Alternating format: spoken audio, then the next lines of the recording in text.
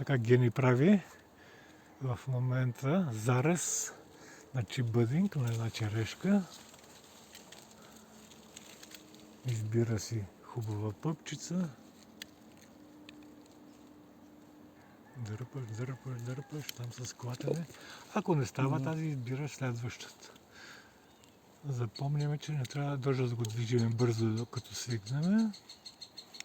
Бавно, там леко клатиш, задълбай малко ножа, да не ти изхвъркне пак.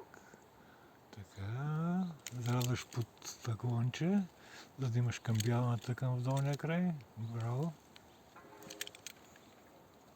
Прекрасно! Подмушваш.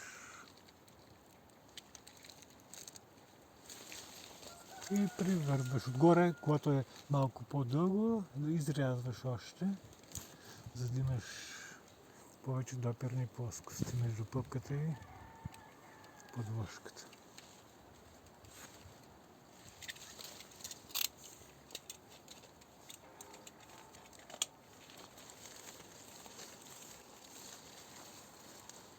Сега пристягаме с найлончето, плътно, пристегнато, за да могат да допират